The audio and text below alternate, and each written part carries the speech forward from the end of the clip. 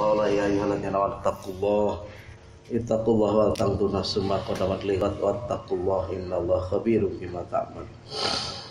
Ifatifillah jamaah salat subuh Masjid Al-Muhtadin arsyadakumullah. Alhamdulillah, pada kesempatan pagi yang berbahagia ini di hari Jumat yang insyaallah penuh barokah ini, marilah kita senantiasa meningkatkan kesyukuran kita kepada Allah Subhanahu wa taala atas berbagai nikmat dan karunia yang senantiasa dilimpahkan kepada kita sekalian oleh Allah yang Maha Pengasih lagi Maha Pemurah. Dengan harapan ikhwati rasulullah, rasa syukur kita itu setidaknya menyebabkan kita atas izin Allah dijauhkan dari adabnya yang pedih, dan mudah-mudahan kita termasuk orang-orang yang senantiasa diteguhkan di dalam mendapatkan nikmat iman dan Islam, sehingga kita bisa memenuhi apa yang menjadi tuntutan Allah, wala tamutunna illa wa antum muslimun, hidup di dalam keimanan dan keislaman dan mati dalam keadaan iman dan Islam, serta insya Allah dibangkitkan nanti sebagai orang-orang yang beriman dan Islam. Ifatullah sadaqullah. Kemudian juga pada kesempatan pagi hari ini, jika kita memang masih tidak bisa melepaskan diri menjadikan katakanlah tahun baru ini sebagai satu momentum, maka ikhwatillah sadaqullah, tidak ada sikap yang lebih baik selain kita menjadikan ini momentum bagi kita sekalian untuk mengevaluasi, untuk merenung, dan untuk muhasabah atas apa-apa yang telah berlalu pada waktu-waktu yang telah kita lalui kemarin. Bahwasanya waktu pertanggungjawaban kita kepada Allah semakin dekat, hari-hari ajal kita semakin dekat, maka tidak ada sikap yang pantas dan wajib kita lakukan kecuali kita harus meningkatkan ketakwaan kita, memperbanyak bekal kita, yakni bekal takwa, dan lebih mendekatkan diri kita kepada Allah SWT. Ifatullah sadaqullah, pada kesempatan pagi ini saya ingin mengingatkan keberadaan orang-orang munafik di dalam tubuh kaum muslimin, yang itu memang sepanjang sejarah selalu menjadi penyebab malapetaka yang menimpa kaum muslimin. Allah SWT telah berfirman di dalam surat Al-Munafiqun ayat 8, a'udzubillahi minasyaitonirrajim, yaquluna la in raja'na ilal madinati la yukhrijannal a'azzu minhal adal walillahi izzatu wali rasulihi walil mu'minina walakinal munafiqina la ya'lamun. Mereka orang-orang munafik itu berkata, sesungguhnya jika kita telah kembali ke Madinah, maka benar-benar orang yang kuat akan mengusir orang-orang yang lemah daripadanya. Padahal kekuatan itu, izzah itu, kemuliaan itu hanyalah bagi Allah, bagi Rasulnya dan orang-orang mukmin. Tetapi orang-orang munafik itu tiada mengetahui. Ifatullah sadaqullah, sebenarnya sirah menyebutkan bahwa ayat ini turun berkenaan dengan ulah kaum munafik pasca terjadinya perang Bani Mustalik yang terjadi pada bulan Sya'ban tahun ke-5 Hijriah. Perang Bani Mustalik ketika kaum muslimin dan dipimpin oleh Rasulullah sendiri menyerang kabilah yang bernama Bani Mustalik yang dipimpin oleh Haris bin Dirar. Pasca terjadinya perang Bani Mustalik yang dimenangkan oleh kaum muslimin, kemudian ada dua peristiwa penting yang itu betul-betul membawa malapetaka bagi kaum muslimin. Yang pertama adalah peristiwa pertengkaran sebagian kaum muslimin, pasukan kaum Islam di Sumur Al-Muraisi di daerah Bani Mustalik itu. Kemudian yang kedua, tersiarnya kabar atau terjadinya peristiwa hadithul ifki yang dulu saya juga seingat saya sudah menerangkan tentang hadithul ifki, yakni berita dusta yang menimpa Ibunda Aisyah radhiyallahu anha. Ya, berita dusta Ibunda Aisyah radhiyallahu anha itu terjadi dalam perjalanan pulang dari perang Bani Mustalik menuju Madinah. Ya, itu terjadi di situ. Ya. Peristiwa Ibunda Aisyah kehilangan kalung, kemudian keluar dari tandu mencari kalungnya, tertinggal oleh pasukan itu di perang Bani Mustalik. Seingat saya sudah pernah menerangkan tentang persoalan. Ya. Peristiwa pertengkaran kaum muslimin, sebagian kaum muslim yang di Sumur Al-Muraisi itu bukan peristiwa biasa, tidak sekedar bertengkar ya. Peristiwa singkatnya begini, ketika terjadi persiapan setelah memenangkan peperangan Bani Mustalik itu, kemudian pasukan kaum muslimin beristirahat di Sumur Al-Muraisi ya, di daerah satu lembah, kemudian bersiap-siap untuk pulang ya. Maka kemudian mereka menata perbekalan, mempersiapkan perbekalan untuk pulang ke kota Madinah ya. Di antaranya perbekalan itu kemudian mereka mengambil air ya. Persoalannya dipicu dari persoalan sepele, mengambil air di Sumur Al-Muraisi. Nah, disitulah kemudian terjadi saling berebut antara seorang muhajirin dan seorang ansor, berebut air. Kemudian terjadilah, karena tidak ada yang saling mengalah, terjadilah perang mulut ya, sampai kepada katalah terjadilah saling memukul, artinya terjadi bentrok fisik. Nah, kemudian masing-masing kemudian ketika itu semacam ingin mendapatkan bantuan dari kelompoknya atau sukunya atau golongannya. Yang dari kelompok muhajirin berteriak, wahai kaum muhajirin. Yang dari ansor juga berteriak, wahai kaum ansor. Intinya meminta bantuan ya. Dan akhirnya fitrah ketika itu semuanya kan masih dalam keadaan membawa senjata. Maka berdatanganlah orang-orang Ansor, dan demikian juga berdatanganlah orang-orang dari Muhajirin yang masing-masing kemudian, karena kita bisa maklumi secara psikologis ya, setelah peperangan kondisi letih, lelah dan sebagainya, maka biasanya orang memang lebih sensitif ya. Maka ketika melihat ada temannya, ada kaumnya, ada bangsanya, ada sukunya kok mendapatkan satu gangguan, maka kemudian timbul rasa pembelaannya, dan itu terjadi kemudian. Maka kemudian ketika itu sebagian ya, dari kaum muhajirin dan kaum ansar sudah berhadapan-hadapan dengan masing-masing menghunus senjata. Ya. Artinya sudah akan terjadi. Proses katakanlah berbunuh-bunuhan itu akan terjadi situ. Kemudian alhamdulillah kemudian datanglah Rasulullah SAW, kemudian melerai pertikaian itu. Itulah peristiwa. Dan persoalannya ini tidak berlanjut di situ ya. Kemudian kaum munafikin mulai menjadikan itu sebagai isu sentral ya, sebagai satu isu untuk kemudian memanas-manasi situasi. Maka kemudian mendengar berita itu, maka ketua golongan munafikin Abdullah bin Ubay itu kemudian berkata ya kepada di depan kaum munafikin dan di depan orang-orang suku Aus dan Khazraj ya, orang-orang penduduk Madinah, memanas-manasi. Intinya itulah ya, para pendatang ya, menyebut para muhajir itu. Sekarang mereka itu telah merebut semua, intinya merebut semua milik kita. Jumlah mereka lebih banyak daripada kita. Mereka menyaingi kita di negeri kita sendiri. Kita sebagai pribumi tidak mampu berbuat apa-apa. Mereka panas-panasi dengan isu rasial ya, isu sara kan kalau sekarang.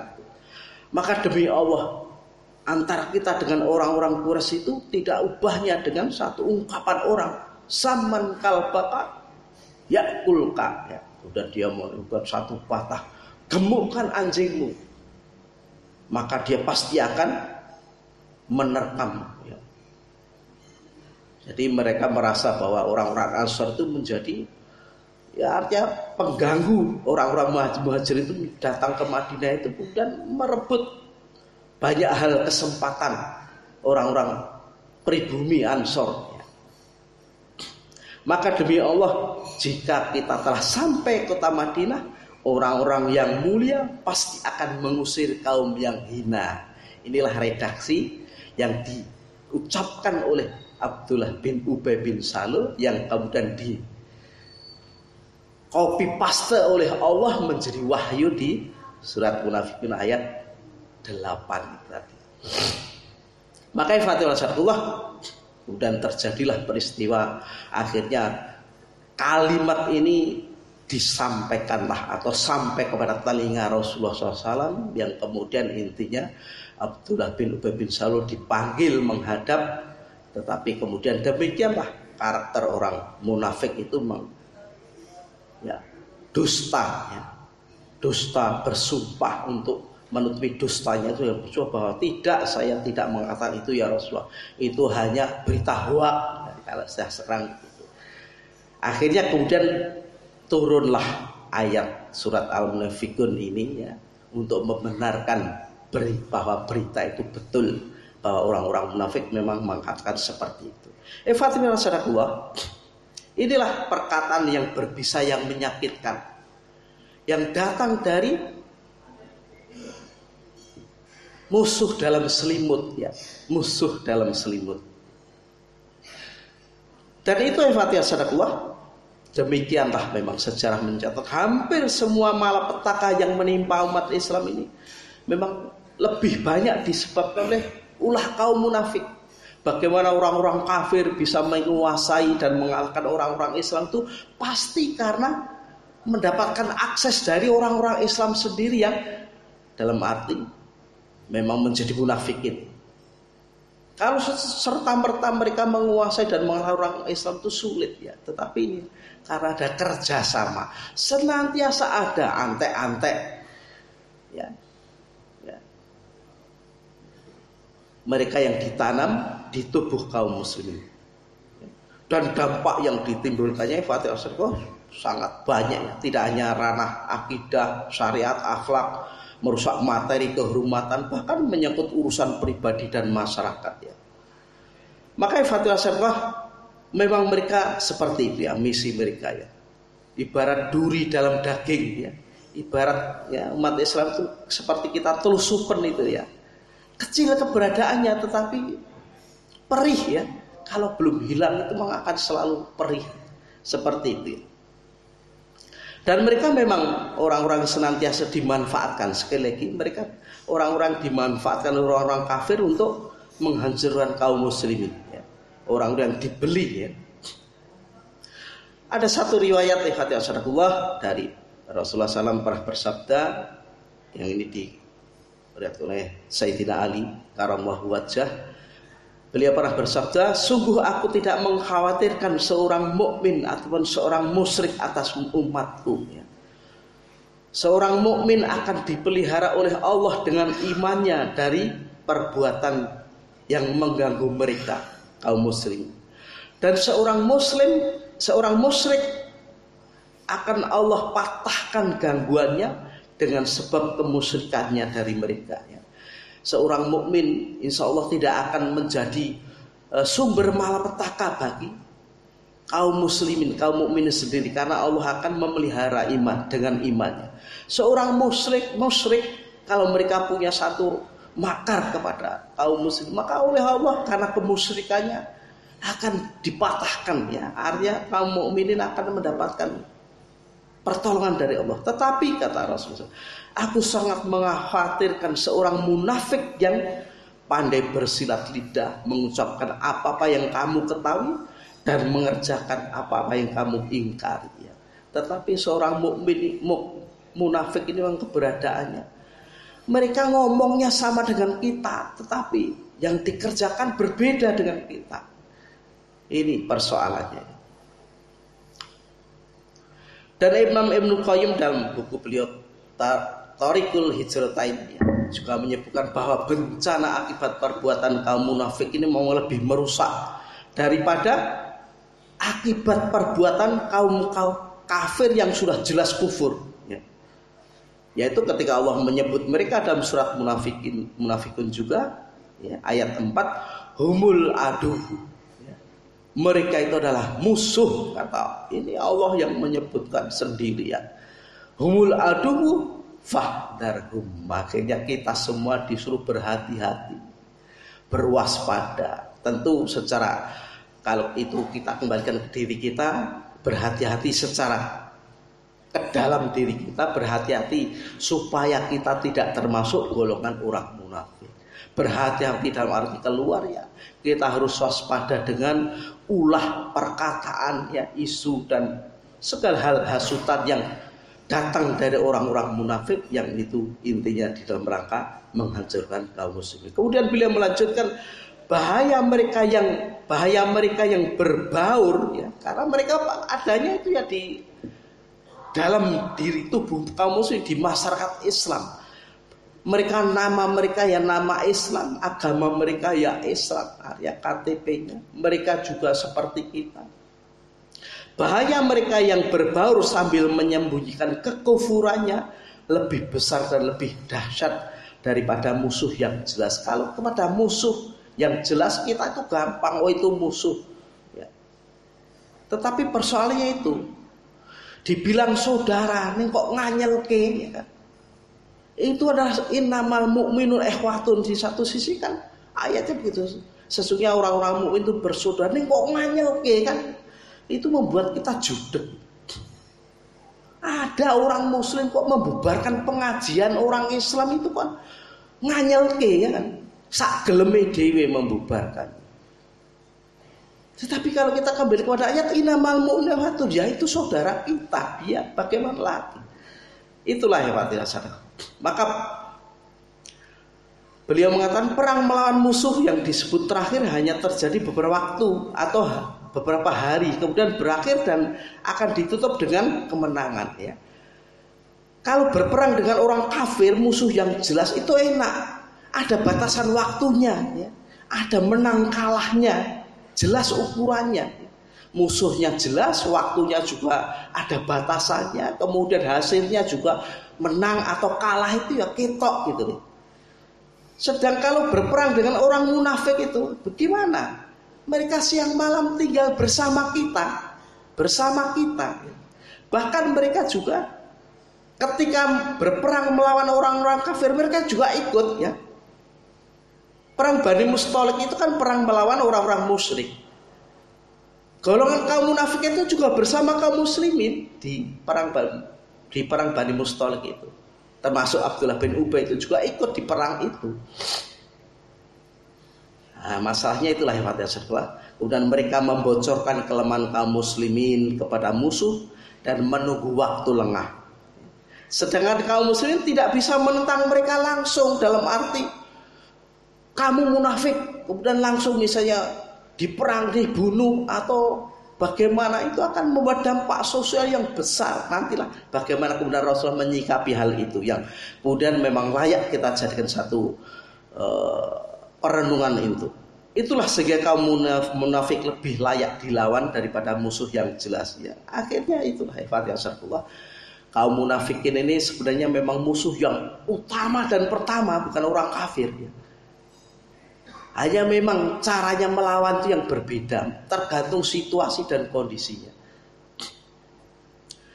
Itulah Fatihah. Di era sekarang ini kita betapa betul-betul sangat disibukkan, dipusingkan, ya, dengan ulah orang-orang munafik. Di saat kaum muslimin ini berjuang melakukan amar ma'ruf nahi mungkar, ya, muhasabah, ya, menasihati penguasa yang zalim, bahkan berjuang untuk menolak pemimpin kafir, maka justru orang munafik ini menjadi garda terdepan melawan agenda perjuangan kaum muslimin. Kita bisa lihat beritanya.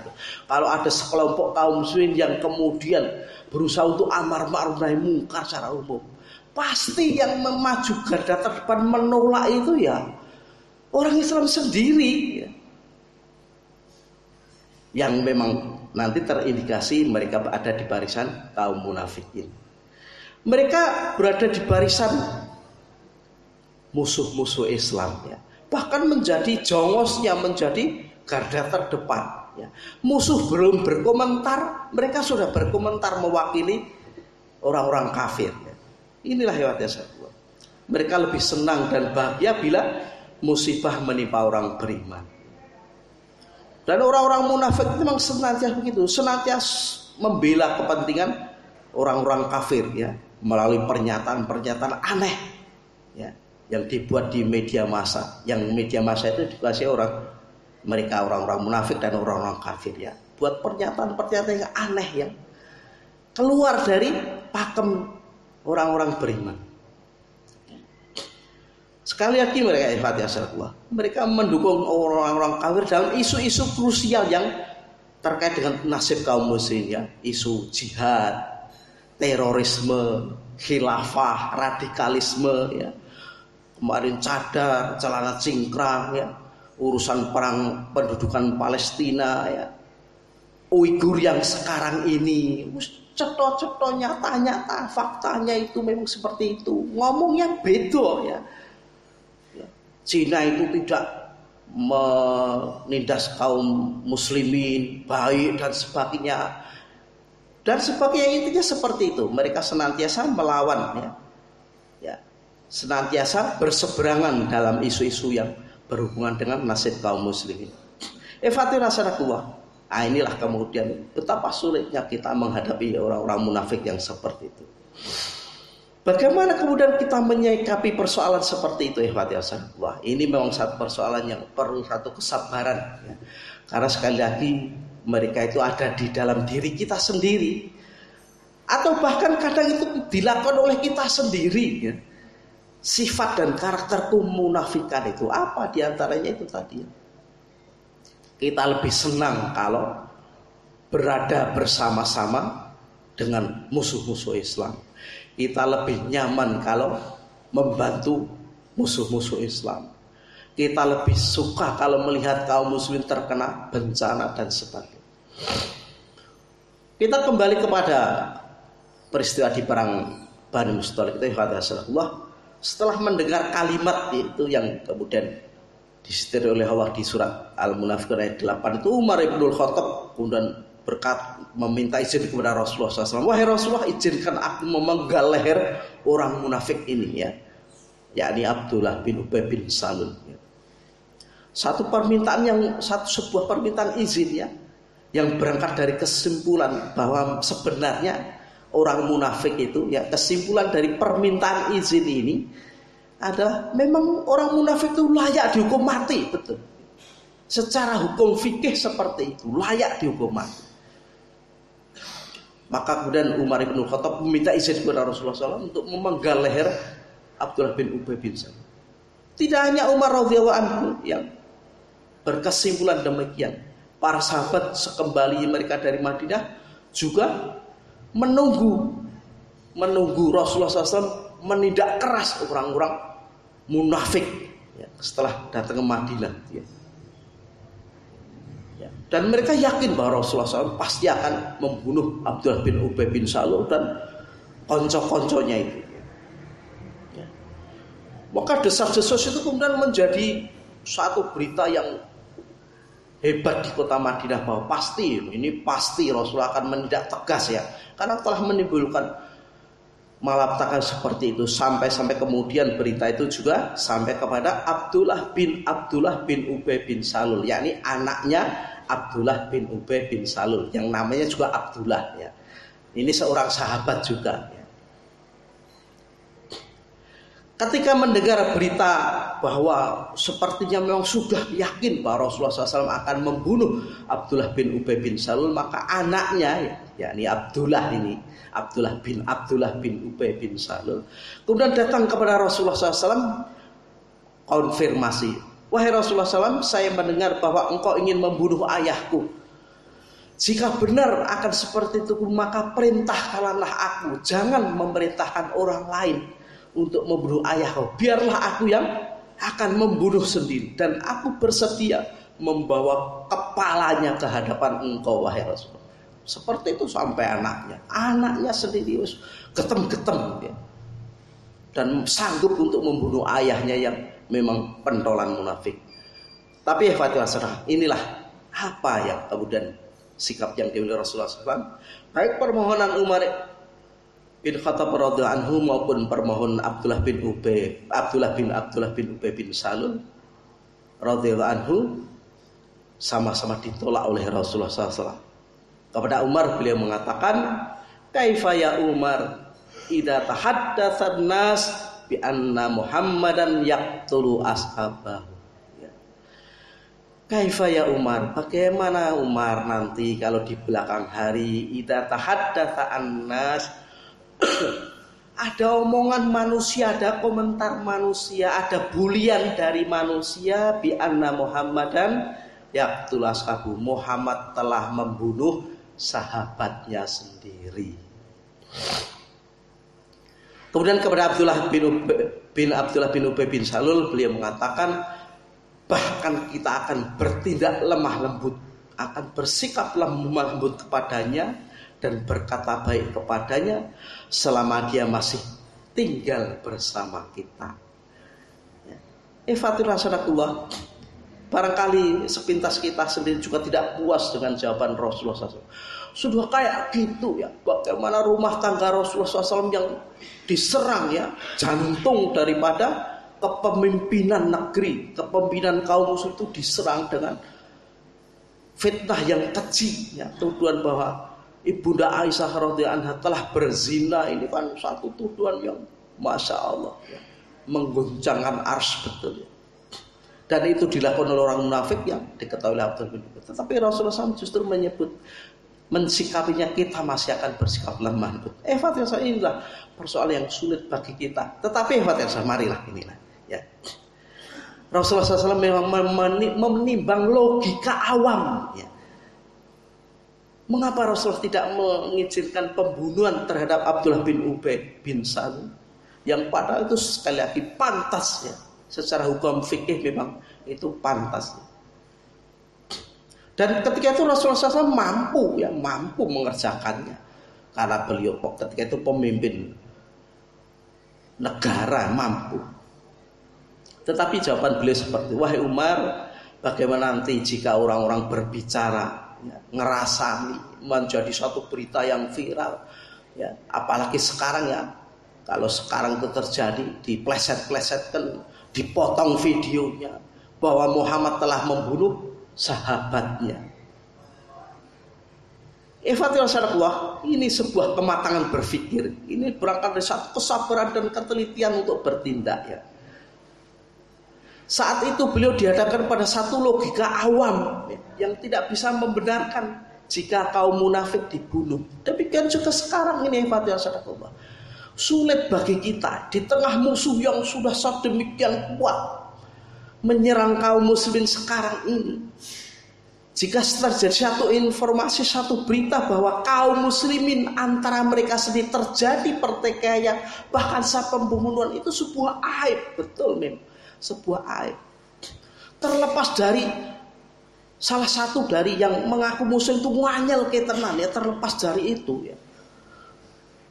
Terlepas dari itu, tapi nanti yang akan digoreng adalah berita bahwa sesama muslim bertengkar, sesama muslim saling bermusuhan, sesama muslim berbunuh-bunuhan, sesama muslim saling mengkafirkan. Begitu yang digoreng oleh musuh itu. Musuh menjadi lebih kuat. Beliau khawatir itu justru menjadi satu istilahnya apa ya, publikasi buruk bagi citra Islam dan beliau sendiri ketika itu. Ya. Itulah di tengah-tengah kita sekarang ini sedang ya, para aktivis Islam itu sedang di dalam agenda dakwah dan jihad ya. Dakwah dalam arti misi risalah itu memerlukan simpati dan dukungan yang sangat luas ya. Dakwah itu dibangun di atas prinsip bagaimana sebanyak-banyaknya orang itu bisa mendapatkan hidayah. Itu dakwah ya. Jadi dakwah itu jangan kemudian justru mencari musuh. Dakwah itu mencari teman sebanyak-banyaknya. Itu prinsip dakwah seperti itu. Menyeru sebanyak-banyaknya agar orang kembali kepada Islam mendapatkan hidayah itu dakwah. Dan jihad ya, satu ibadah yang memerlukan kontribusi sebanyak mungkin manusia ya, karena jihad itu adalah amal jama'i, bukan amal fardhi, bukan amalan individu. Tidak bisa, jihad itu tidak bisa dikerjakan sendiri-sendiri, tetapi sebanyak mungkin kaum muslimin. Maka dakwah dan jihad itu memang membutuhkan satu dukungan dan simpati yang luas dari khususnya kaum muslimin dan syukur-syukur manusia secara umum. Dan jihad itu juga seperti prinsip perang di dalam Islam itu dibangun di atas prinsip efisiensi. Efisiensi itu tidak hanya sekedar efisiensi biaya, waktu, tenaga, tetapi juga efisiensi di dalam urusan korban. Bagaimana korban itu sesedikit mungkin ya. Makanya Fatihah Rasulullah Sirah telah mencatat bahwa setiap peperangan yang di masa Rasulullah SAW itu senantiasa korbannya itu sangat sedikit ya. Jauh lebih sedikit dibanding perang yang dilakukan oleh orang-orang barat itu ya.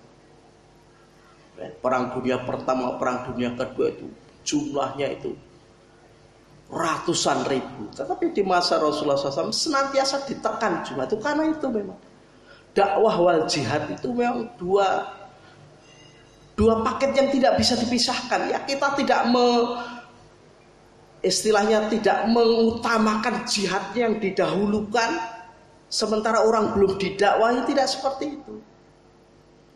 Kita juga tidak orang hanya didakwahi terus ya, tapi tidak dipersiapkan pengawal dakwah ya, untuk pengganggu para penghalang dakwah.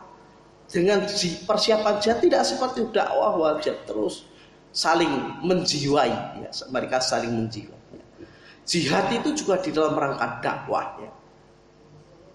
Apalagi kalau ya dakwatul indar ya, dakwah di dalam rangka satu kaum akan diserang tapi mereka diberi pilihan dulu, masuk Islam atau tidak masuk Islam tetapi tunduk kepada pemerintahan Islam. Kemudian baru pilihan ketiga, kalau tidak mau dua-duanya ya diperangi, artinya dibunuh. Kalau tidak seperti itu Fatihah dakwah dan jihad ini hanya akan justru menciptakan banyak musuh ya, banyak musuh. Jadi jangan bangga kalau kita itu dakwah di satu tempat misalnya terus dimusuhi orang, berarti dakwahku benar karena sunnahnya begitu. Belum tentu. Kamu cari dulu, kita evaluasi dulu, jangan-jangan kita saja yang salah cara berdakwahnya. Yang kita dakwahkan pun betul, tapi cara kita salah. Kok orang kemudian memusuhi ya. Harus kita evaluasi. Sekali lagi dakwah itu dalam rangka memperbanyak orang supaya mendapatkan hidayah. Sebaliknya jihad juga seperti itu. Jangan sampai kemudian itu jihad dibangun di atas rasa permusuhan, siapa saja pokoknya dimusuhi. Ini dalam rangka jihad ya. Padahal Fatihah Rasulullah sekali lagi prinsip perang itu sendiri sebenarnya juga seperti itu. Artinya itu pakai skala prioritas. Jangan semuanya kemudian didaftar jadi musuh dan siap diperangi semua, jangan. Kita tidak akan mampu memusuhi semua musuh dalam satu waktu. Memerangi musuh, semua musuh dalam satu waktu itu tidak akan mampu. Demikian seperti itu Rasulullah SAW. Ada skala prioritasnya. Siapa dulu yang musuh pertama? Inilah Fatihah Rasulullah ya. Orang barat itu sampai capek-capek mereka itu membuat satu opini ya. Kalau istilahnya menciptakan common enemy ya. Musuh bersama. Ya, menciptakan musuh bersama. Apa itu? Teroris, radikalisme dan terorisme itu senantiasa dihembuskan oleh orang-orang barat untuk menciptakan musuh bersama. Kemanusiaan itu apa? Radikalisme dan terorisme. Dan akhirnya orang berbondong-bondong bergabung dengan racunnya orang barat ini, termasuk orang-orang Islam. Padahal yang dimaksud radikalisme dan terorisme itu adalah kaum muslim Islam dan kaum muslim. Inilah mereka capek membuat opini untuk menciptakan common enemy, musuh bersama. Musuh bersama kemanusiaan menurut orang barat adalah radikalisme dan terorisme. Yang itu maksudnya Islam dan kaum muslim. Inilah hebatnya saudara. Jadi meskipun semangat jihad kita itu tinggi, nganggo aturannya, jangan kabeh dimusuhi. Pakai skala prioritas, mana yang memang paling berbahaya, mendesak dan sebagainya, mana yang masih bisa tidak. Itulah kalau kita membaca sejarah bahwa Rasulullah SAW juga di masa-masa perang juga menjalin perjanjian damai dengan kabilah-kabilah yang itu masih musyrik kafir tapi tidak memusuhi. Ya, karena kemudian ketika Rasulullah SAW mau menyerang satu kabilah yang memusuhi, tapi Rasulullah SAW melewati daerah wilayah kabilah yang masih musyrik tapi tidak memusuhi. Akhirnya Rasulullah SAW semacam kula nuwun karena mau lewat daerahnya, membuat fakta perdamaian dengan kabilah itu. Ben iso lewat, ya, ben iso lewat. Kalau kita mau menyerang Bekonang, ya, tapi kita masyarakat Semanggi juga kita musuhi, bakal lewat kita sampai Bekonang, ya. Nah, masyarakat Semanggi kita ajak damai, ben kita bisa lewat sampai Bekonang istilahnya. Itulah cara. Jihad pun pakai cara, ya. Orang ngebom rono rene, ya. Kabeh wong dibomi ra jelas sapa. Itulah ifadah Rasulullah. Ini satu hal yang kalau istilah fisikanya yang aksiomatik, ya, sesuatu hal yang, ya, air turun ke bawah itu kan aksioma, ya. Air mengalir dari tempat yang tinggi kepada yang rendah itu rasa dibuktikan. Rasa apa bener, rasa kabeh wis ngerti. Itu namanya aksiomatik seperti itu. Demikian juga ini. Tidak selayaknya dakwah. Ya, dakwah itu kemudian memasuki perlawanan terbuka dengan semua front, ya. Jangan dakwah itu jangan kemudian justru membuka front perlawanan musuh, ya. Dengan dakwah kita orang benci dengan kita, ini satu hal yang intinya istilahnya perlu kita evaluasi. Dengan kita menjalankan syariat Islam kok kaum muslim memusuhi, ini juga perlu. Artinya evaluasi pertamanya kepada diri kita. Jangan-jangan kita salah. Dan juga sekali lagi ada skala prioritas, ya, dan pembatasan wilayah konflik, ya. Jangan konflik itu semuanya dibawa diperluas dan sebagainya. Nanti kita akan kewalan sendiri, termasuk ikhwati Allah dalam hal ini. Katakanlah penentang Islam atau yang kita golongan munafik ini kadang berangkat dari perspektif, ya, cara pandang masyarakat yang keliru, ya. Betapa sekarang ini itulah, ya, kita fitnatus syubhat ini yang menjadi hal yang sangat penting. Bagaimana kaum muslim ini perlu disadarkan kepada syariat mereka sendiri. Bagaimana mereka memandang cadar, celana cingkrang, ya, jihad, khilafah, itu bukan sesuatu yang istilahnya sebuah kejahatan kemanusiaan. Itu adalah syariat Islam. Ini perlu satu bayang, perlu satu dakwah, perlu satu penerangan. Masalahnya banyak yang belum mengetahui, ya. Jangan sampai kemudian orang yang seperti itu karena berangkat dari paham yang salah itu juga kita daftar sebagai musuh, kita perangi dan sebagainya. Nanti sekali lagi, jika kita salah menangani, kita bisa justru orang sebenarnya berangkat dari tidak paham, tapi kemudian kita musuhi, akhirnya menjadi musuh beneran, ya. Padahal sebenarnya menjadi memusuhinya itu karena belum paham, belum mendapat keterangan saja. Kalau dapat keterangan, inilah pentingnya komunikasi, menjalin hubungan, sinergi antara kaum muslim penting, ya, penting. Jangan pelit untuk bersinergi antar kelompok, antar sesama kita, ya, untuk saling komunikasi, tabayun, berdialog, ya. Sebab kadang masalahnya itu ada di pada komunikasi. Inilah yang secara kuat sekali. Dakwah dan jihad itu memerlukan satu dukungan dan sifat yang sangat luas dari kaum muslim. Dia tidak akan bisa tegak kalau hanya oleh beberapa orang. Oleh kata ya Pak Rasulullah, Ali bin Abi Thalib pernah berpesan, jangan kalian sembarang berbicara di depan orang bodoh. Saya takut mereka mendustakan Allah dan Rasulnya lantaran omongan kalian, ya. Jadi jangan kita itu bicara sembarangan pada orang-orang yang akalnya belum sampai. Omongan kita yang benar itu menjadikan mereka mendustakan Allah dan Rasulnya. Inilah pentingnya ikhwati Rasulullah. Disinilah perlunya kematangan pikiran dan tindakan, ya.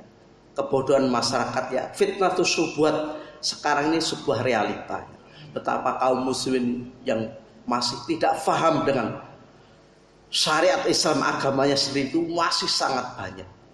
Maka kita semua yang mudah-mudahan termasuk golongan yang ya seberapapun tingkatan alim, mari kita juga berperan di situ untuk memberikan bayan dan keterangan tentang itu agar kemudian kita bisa seperti itu. Inilah Fatihah Syarhullah, satu penggalan sirah Nabawiyah ya, memberikan pelajaran berharga kita bahwa sikap menimbang logika awam ini penting dalam satu perspektif, penting sekali. Jangan sampai kemudian jangan hanya berangkat dari nasnya seperti itu, dalilnya seperti itu, tetapi penting menimbang kondisi waqi agar kita pas dan tepat ya dalam urusan mensikapi orang-orang munafik. Mudah-mudahan ini menjadi satu humul aduwu kata Allah. Ya, mereka adalah musuh tetapi fahdharhum. Waspada, hati-hati khususnya kepada diri kita. Jangan sampai kita memperbanyak jumlah kaum munafikin, memperbanyak duri dalam daging dalam tubuh kaum muslim sendiri. Sebaliknya kalau kita menghadapi kaum munafik juga kita harus berhati-hati. Ini selesai Fatihah Syarhullah, mudah-mudahan menjadi peringatan dan pelajaran kita sekalian. Aku qouli hadza astaghfirullahaladzim li wa lakum. Assalamualaikum warahmatullahi wabarakatuh.